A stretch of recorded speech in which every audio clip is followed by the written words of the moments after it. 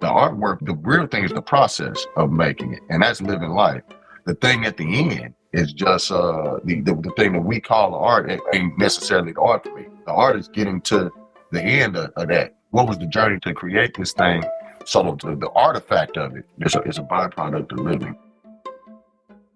Welcome to A Life Worth Working, a podcast about how we get to the soul of work. We're your hosts, Dana Allen Walsh and Michelle Weiss. Michelle is an education and workforce strategist, and I'm the senior pastor of a progressive church. And as always, we love hearing your comments, questions, and thoughts. So please know you can email us at any time at hello@alifeworthworking.com. In this episode, we chat with Damon Davis, an award-winning postdisciplinary artist who works and lives in St. Louis, Missouri. By calling himself postdisciplinary, Damon alludes to the way he stretches across various disciplines in media, including illustration, painting, printmaking, music, film, and public art. Damon grew up in East St. Louis, feeling from a very early age a sense of calling. One thing I did know since as long as I knew I was an artist, so I wanted to be that as an adult. I didn't know if it was always going to be a career path, but I knew I either wanted to be an artist or a scientist. And I think everybody around me knew that for as long as I can remember. My parents, my brothers and sisters, my friends. And so I didn't have that whole, what am I going to be when I grow? I didn't really have that. And I found it very hard to relate to people in that regard. I knew it was kind of set for me. I just didn't know how to get to it.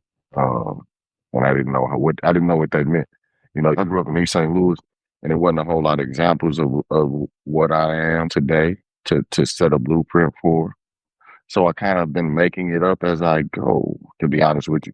Mm-hmm. Damon went from an all-black school to an all-white school. He had never known white people before that happened, and all of a sudden he found himself in a busing program surrounded by wealthy white children and contending with microaggressions, most specifically from his teachers. And I remember feeling like I would be behind enemy lines, to so to speak.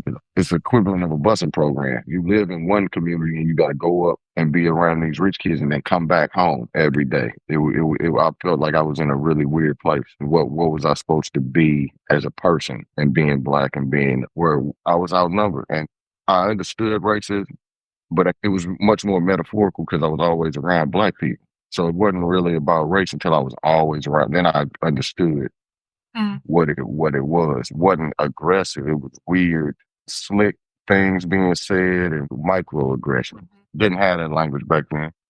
So I didn't understand what that was. And the teachers were much more racist than the students. And it was just strange things. It was very surreal. But I know that it made me even more committed to using the talents I got to get away from the situation. At the same time, however, Damon drew on a lot of the positive influences from that strange period in his life.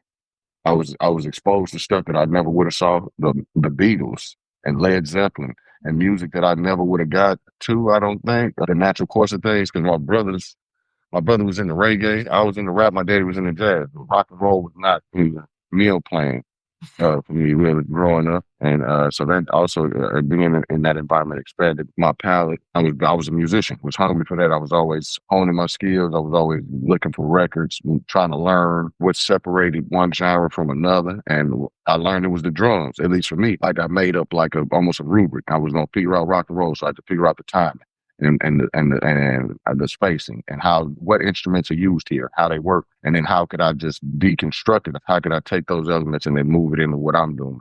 And I did that through every genre almost. So I would find a genre and I would get obsessed with it for weeks and then just figure that out. The whole time I was still drawing. I don't think I ever let that go. And also my models were Master P, were Wayne and Baby and Jay-Z, people that were autonomous, whole units. They was putting together the rap and they was putting together the art, but they was also figuring out how to get it out to the world. Now, in the entrepreneurship stuff, that was the generation I was coming up in, and that's what it looked like. I wasn't exposed to all of these other things, so I was taking what I had and trying to learn from that. In a way, I feel hip-hop was the thing that gave me a course to go on, and it was a defining moment for my identity, me self-identifying with something and being able to say I'm an artist for real. And I learned all of these skills that make me a post-disciplinary artist was through hip-hop. Damon describes this learning process as his learning how to survive. I'm in St. Louis. There is no infrastructure. There's no record labels here. So I didn't have beats, so I learned how to make beats. I learned my musical composition in that way. We didn't have graphic designers, so I learned Photoshop, building those skills. No promoters. I had to learn how to talk to people and go in. When I want to switch into something else, I don't need a gallery. But when I go in the studio and I want to sculpt something, and I want to make a musical composition, or I'm thinking about screenwriting a film, I was not satisfied with one thing and one way of expressing myself and one way of speaking to the world, or one set of knowledge or rules. And I think that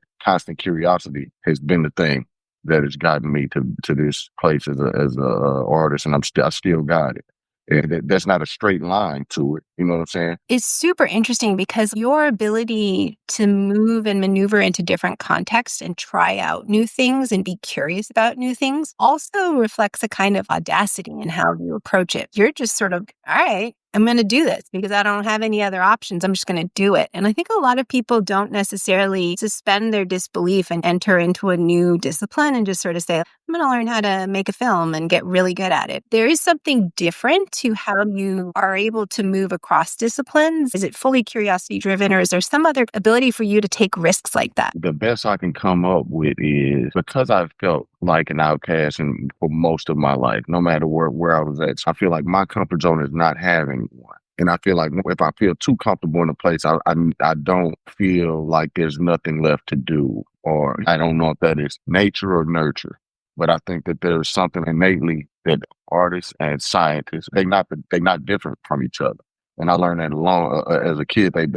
They literally the same thing. One is just concerned with the science of spirit, or the science of emotion, heart, soul, that sort of thing. And the other one is concerned more with the natural world and quantifying this dimension. But the same attributes, that curiosity and also a willingness to fail. And I think that I failed so much that the more you do something, the less afraid you are of it. I've been embarrassed so much that it don't hurt no more, right? And I think other people that's been cool their whole life can't take embarrassment. Right? They can't be vulnerable, and it's not a virtue for me. I don't think that it's a good thing to be so afraid to move out of things, because I think it stunts growth, right? Damon is willing to step out of his comfort zone in order to grow. What I'm constantly trying to do is grow into the next thing. Once you start growing, you die. I'm not afraid of death in the way but I mean, like, the death of wonder. That scares me more than dying. Everybody starts off as an artist, but they have to water it and keep it alive. I love that Damon explains how wonder is the core thing that needs to be cultivated and kept alive. Otherwise, we wither and die. Curiosity and vulnerability are the biggest thing. I got a normal level of insecurity, but I have trained a muscle to run through certain levels of fear, and I'm always trying to make the muscle stronger. And that's what the art is. I feel like that you're a real artist. The art is just a byproduct of me living life. The artwork, the real thing is the process of making it, and that's living life. The thing at the end is just the thing that we call the art ain't necessarily the art for me. The art is getting to the end of that. What was the journey to create this thing? So the artifact of it is a byproduct of living. And through chasing that wonder, art is merely a byproduct of that kind of approach to life. Damon's latest project is called Ligeia Mare, a science fiction opera based in African-American musical forms, which will be presented as a radio play podcast later this year.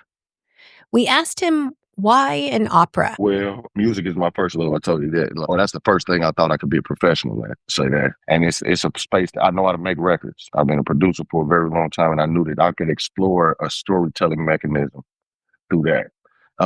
It was two things. I wanted to tell a story through music, and that's what an opera is. It's not tied to any musical genre, but we just subscribe classical music to it, because that's when the idea of opera comes from.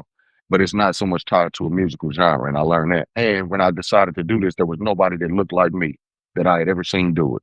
And so that might have been a superficial reason, but it was a reason nonetheless. And so I leaned into both of those, and I knew that what I was already doing was opera. And so I was like, why are we not calling it that? Why is every Kendrick Lamar album not called an opera? Because it's a complete thought, and it's a story, step by step, taking you all the way through. That's what I wanted to do, but I wanted to make it bigger. I wanted to use some classical music. I want to do that. That is the motivation. But when you get into what is it really saying, and as a piece of work, if you remove the bells and whistles of its music and story, is about a kid that didn't feel he was in the right place and he didn't feel wanted. And he had a very specific relationship with his parents. I grew up, I had brothers and sisters, but I came so late that it wasn't like I had siblings my age. And the closest thing I got to siblings is my nieces and nephews. It's as though I got two sets of parents. And my parents was grandparent age. So I'm growing up in this house as me and my mom and my dad. And I didn't have a good relationship with my father.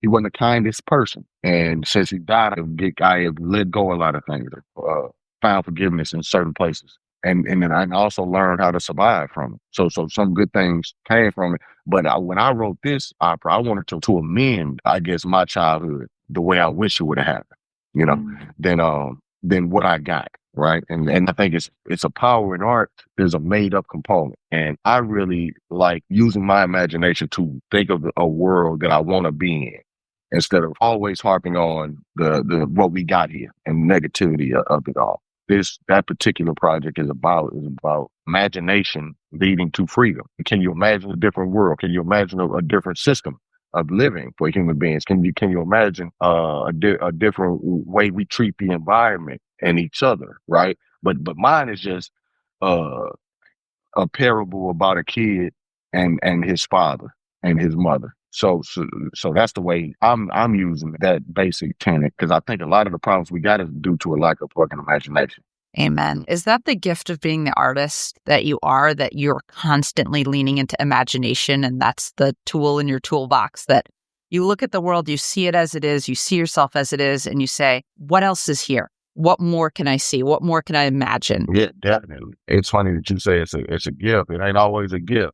You know what I mean? I've learned that you got to be simultaneously super self-aware and delusional, which is a hard thing to tessellate between. Yes, you know, and knowing when to turn which one on. But I think that is what that is what an artist is. Now, at least that's the artist I want to be.